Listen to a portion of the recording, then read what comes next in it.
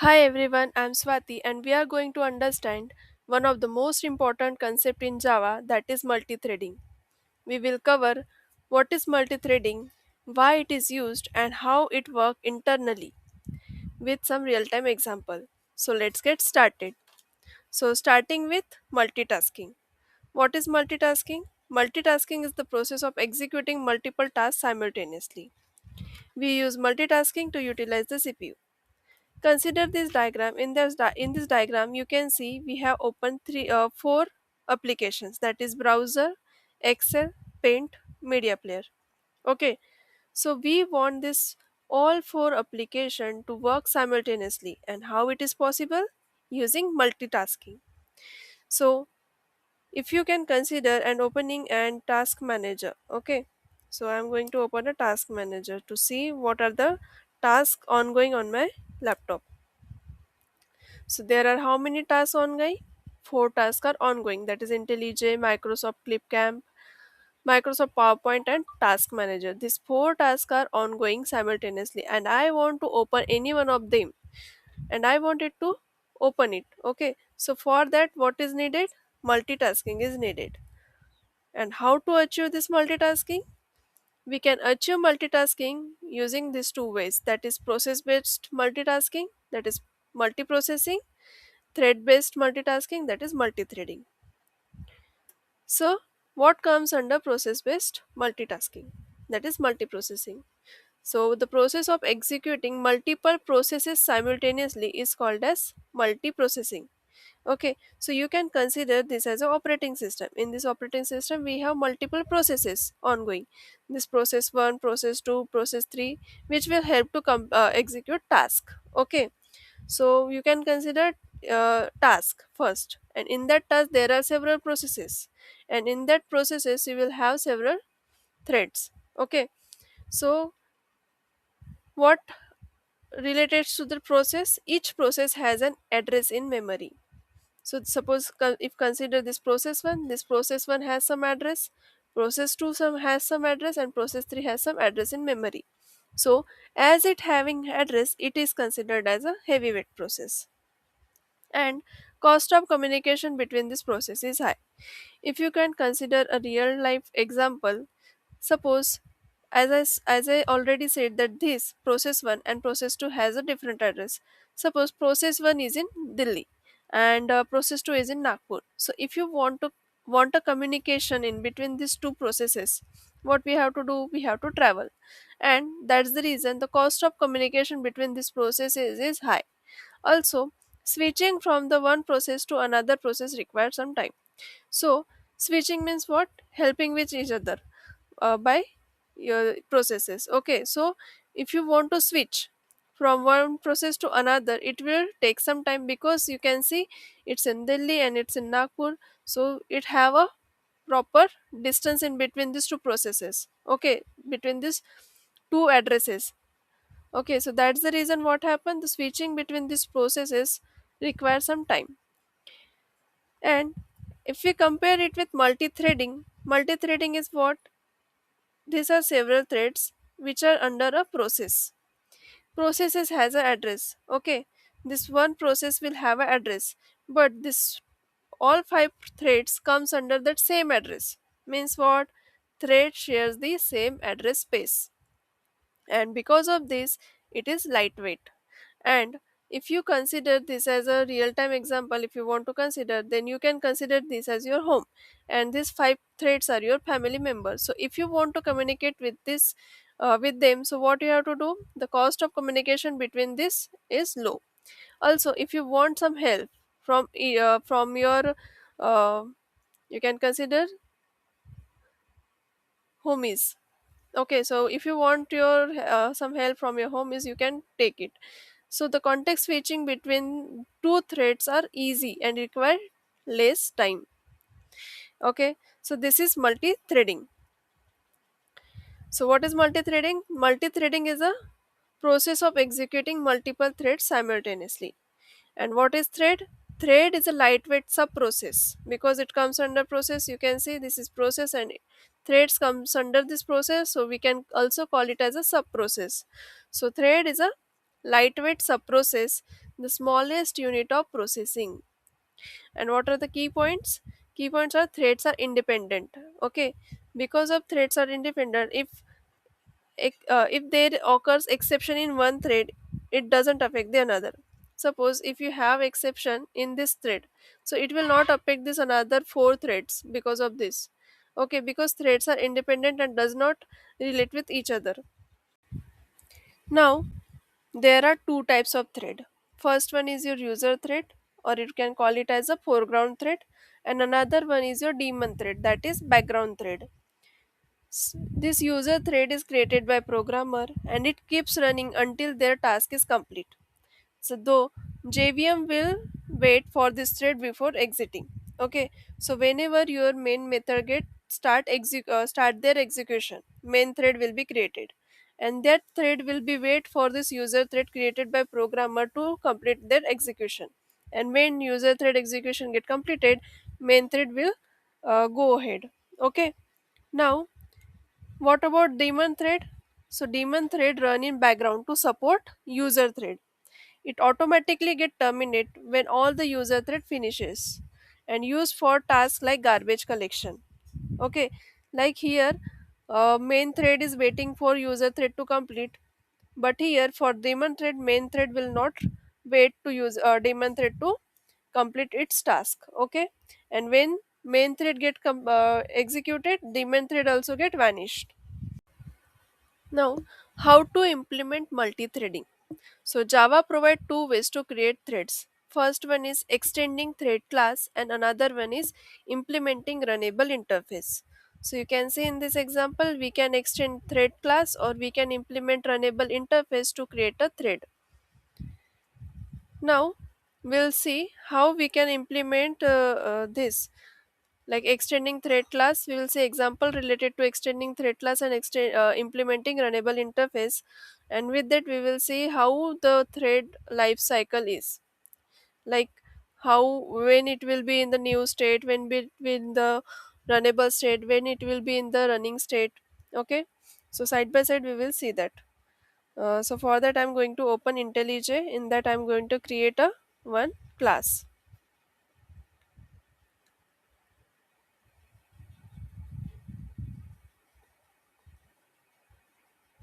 Okay, so the class name I'm going to give is my thread.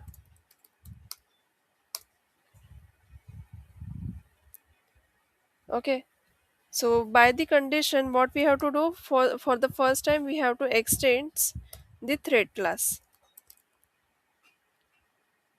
and whenever we extend the thread class we need to override a method. That is which method we have to override. For this we have to right click over here, then generate, and then we have to check the override methods, and from this method we have to override which method, run method we need to override from here. Okay,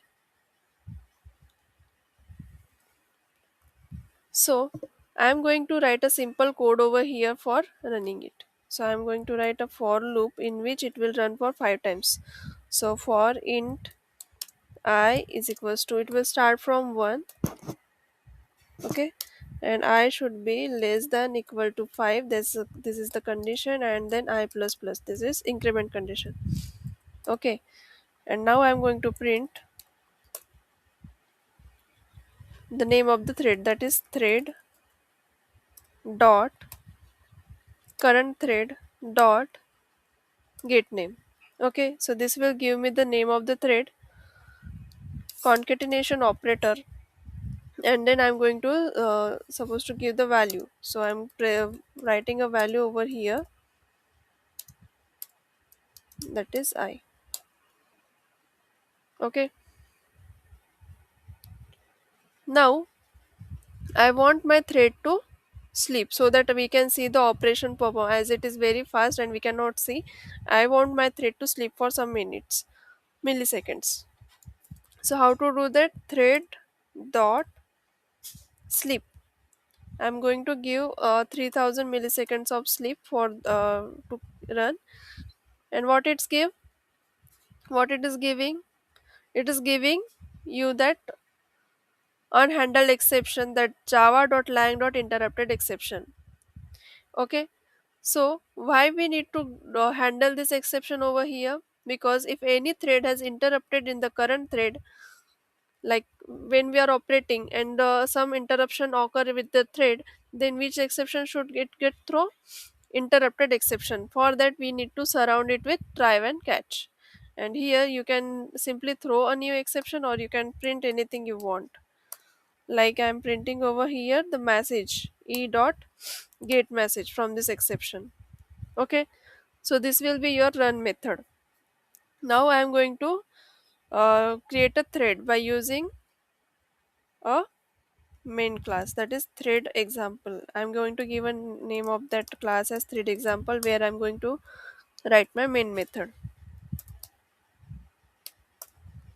So in that main method, what we have to do, we have to create a thread. Okay, so using this my thread class, I'm going to create an object of this my thread class. So my thread 1 is equals to new my thread. Okay, so this is my thread 1 and I'm again going to create a thread 2. So thread 2 is equals to new my thread.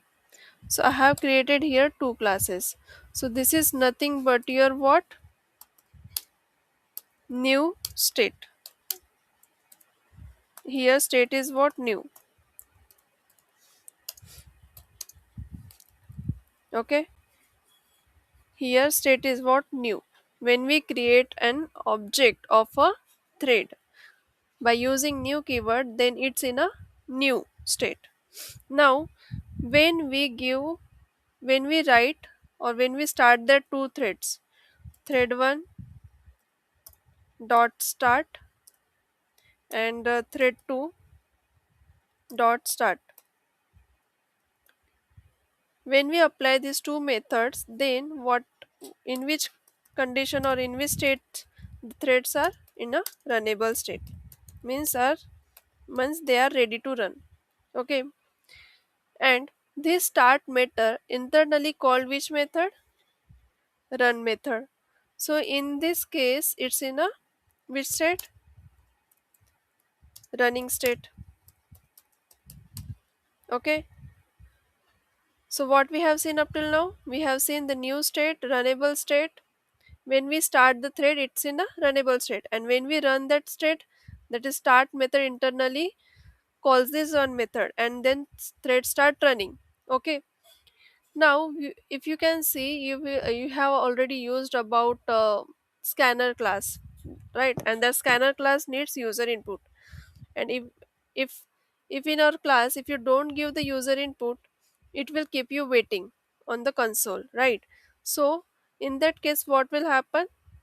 It's goes to the waiting condition, or like here we have provided sleep over here, right? In the code we have provided sleep over here. So in that case what will happen? It will be goes to waiting state. But the difference between sleep and wait is that when the sleep time over, it will continue to the running state. Okay, but if you provided a wait over there, that is if you use wait method over there, then what happen? If you wait over there, you need to mention the notify or notify all method so that you can wake up that particular thread. Okay, and then again it will goes to the runnable, then running, and then when the execution of the thread get start, means executed, the thread is get executed, then it will go to the end run method and it will get dead, that is terminated. Thread will get terminated at the end after executing all the program. Okay, so this is the life cycle of thread. Now we will run this code, that is thread example. So you can see I'm running this.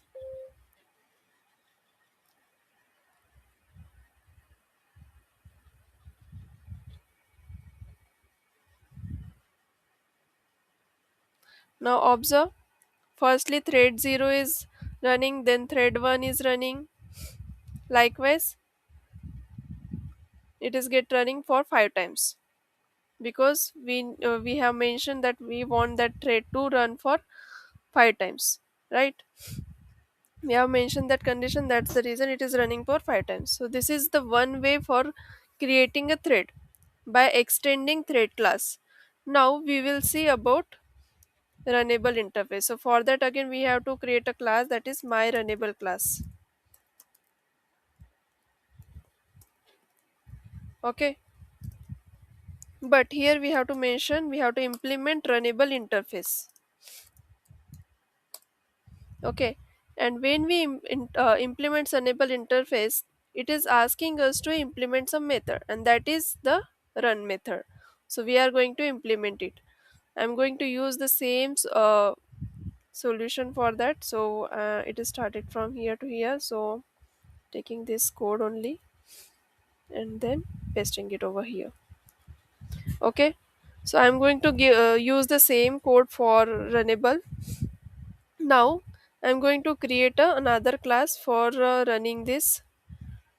So runnable example, where I have my main method runnable example. In this I will have my main method. Okay, in that I'm going to create a object of my runnable class. So my runnable is equals to new my runnable. Okay, now I'm going to create a thread. This is what I have created, a runnable instance over here, that is runnable object. Okay, now I'm going to create a thread. Okay, so thread t1 is equals to new thread, and inside that I'm going to pass a runnable task, that is runnable my runnable instance. Okay, so this is my thread 1. Similarly I will create a thread 2. Thread t2 is equals to thread t2 is equals to new thread runnable task. Inside that I'm going to pass again runnable,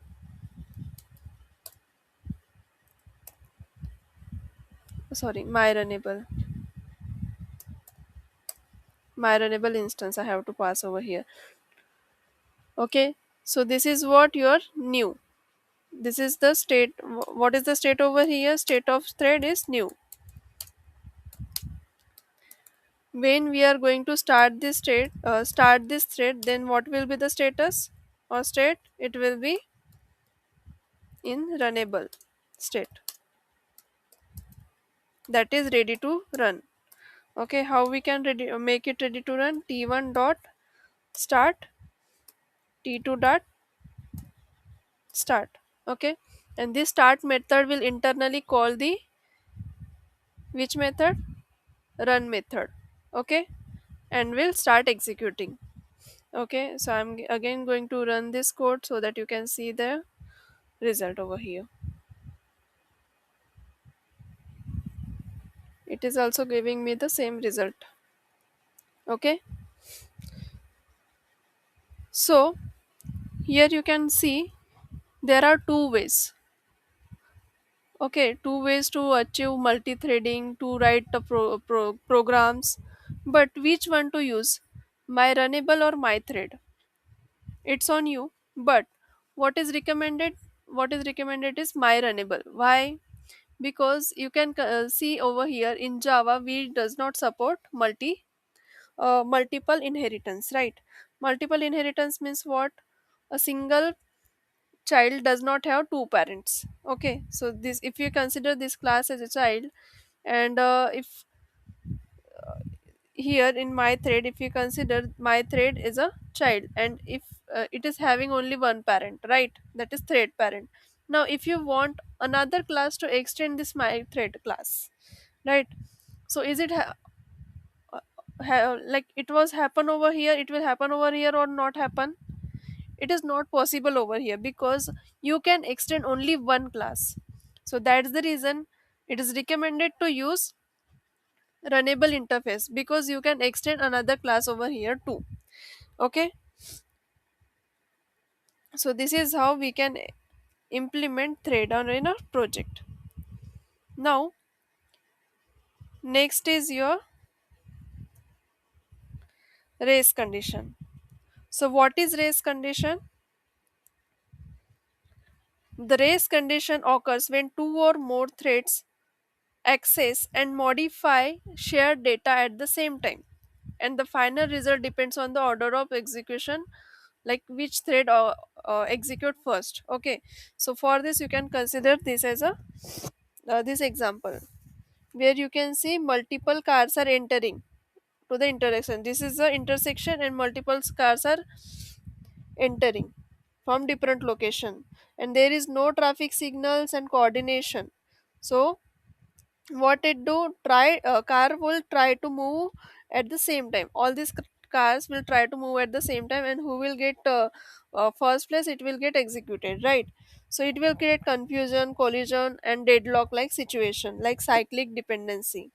You can consider this diagram when two or more processes are waiting for each other to release the resource, then this type of race condition may occur. Okay, for this consider, I'm going to give you one example for race condition.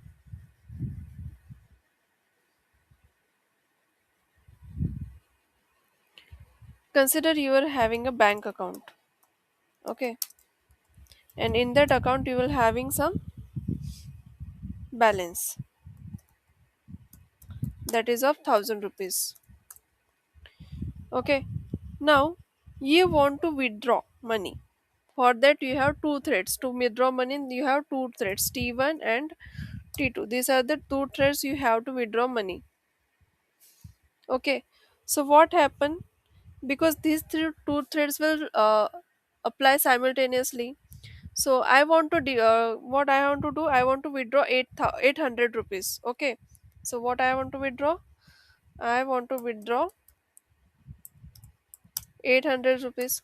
So this two thread will work simultaneously on the same balance, right? So what will happen, T1 will also withdraw 800, and T2 will also withdraw 800. So because of that, what will happen, balance will goes to the negative, right, which is not a good thing. So this is what happen when we have a race condition. Okay, so now we'll see how we can improve this in the code. So for that I'm creating a bank account class, new class, that is bank account.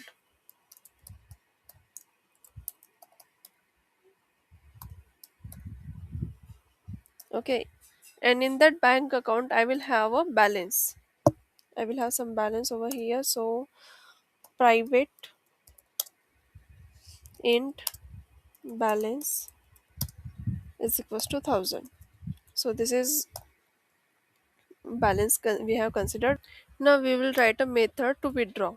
Okay, so for that I'm going to write a void withdraw method. Withdraw. In that I'm passing some amount I want to withdraw.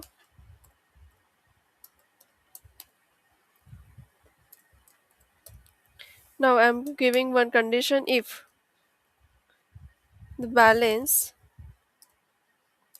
is greater than equal to amount, then and then I'm going to apply this condition.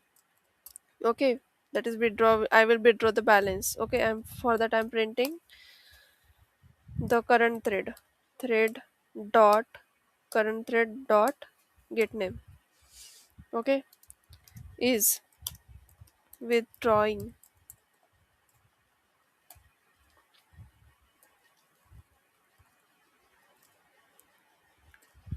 is withdrawing.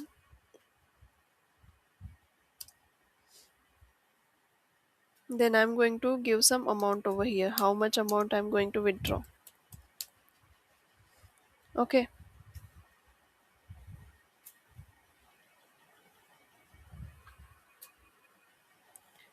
now after that I'm going to deduct that amount from the balance. So minus equal to amount, and then print the remaining balance.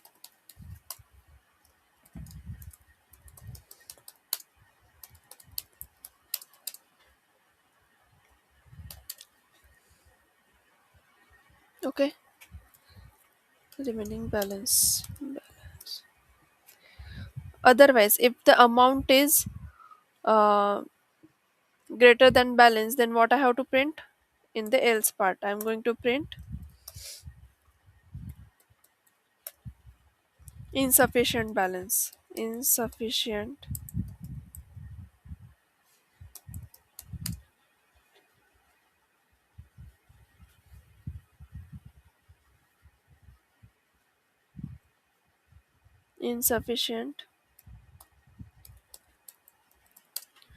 balance for, then I will give the name of the thread. So thread dot current thread dot get name. Okay. So this is how I will deduct the amount from the balance. Okay. Now I will create a runnable class,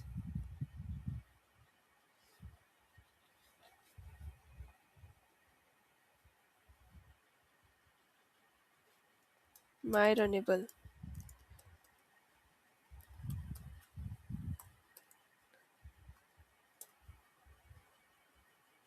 Okay.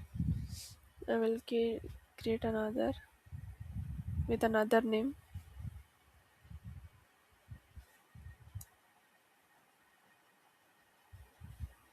amount runnable. Okay, which will implement runnable interface. Okay, and because of this, we have to override the method, that is run method. Okay, before this, I'm going to give a object of. I will create an object over here of account, bank account, and then we'll create a constructor, that is amount runnable, and in that I will pass this bank account,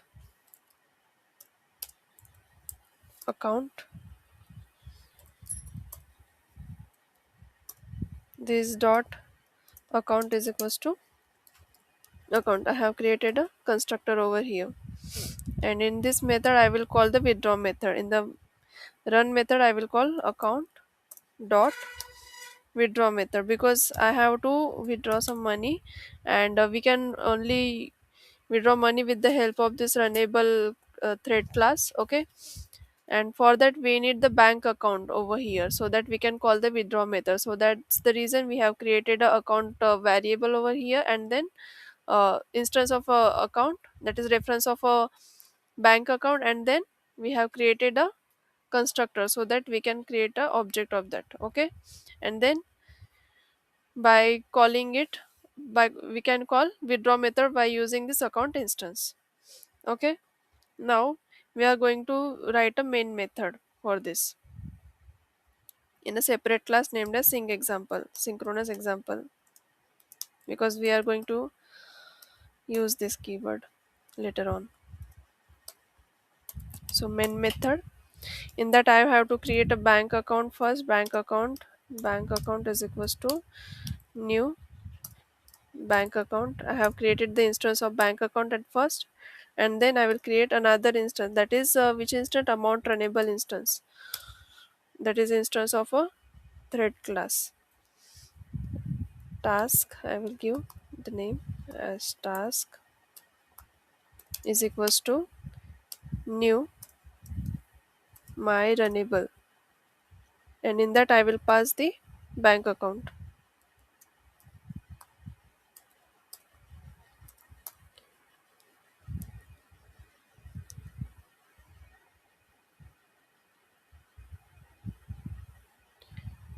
Amount runnable, and then I will pass bank account. Okay, now I will create a thread. So thread t1 is equals to t1 is equals to new thread, and then I will pass the runnable task, that is task over here, and then we'll pass string, that is user1, name of the thread I will give user1. Again I'm also creating thread 2 having name runnable task, and string name I will pass task comma user2. Okay, then I will start both of the thread. T1 dot start and then T2 dot start. Both the thread will get start over here.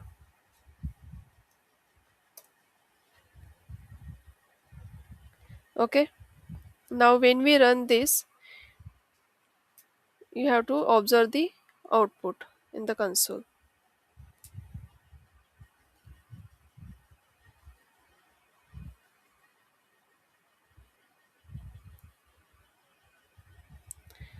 So you can see the remaining balance is in minus 200 and minus 600, and remaining balance for thread 2 is 200, right?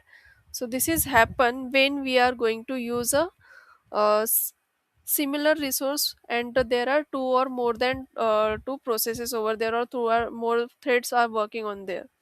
So this is nothing but a race condition. Okay, this is nothing but what? Race condition, when two or more processes working on the same resource, and it will cause a race condition. Okay, how to avoid this? There is a way to avoid this. You have to just go to the bank account class, and then you have to use a synchronize keyword. Okay, so that it will not, like, both of the threads we have created will not work simultaneously, but it will work one by one because of the synchronized keyword. When we use synchronized keyword, output will be changed to somewhat different. Okay, so check it out for the output over here. You can see user 1 is withdrawing 800, and the remaining balance for that user 2 is user 1 is 200. Okay, after that thread 2 will be go and run, and it will when it will check the balance, it will be less than the balance. The amount will be less than the balance, so it will return the insufficient balance for user 2. So this is how it will work for the race condition, and we will avoid this race condition by using synchronized keyword in the run method. Okay, like this. So this is all about multi-threading. Thank you for watching this video. I hope you all have a clear idea about Java multi-threading. Thank you.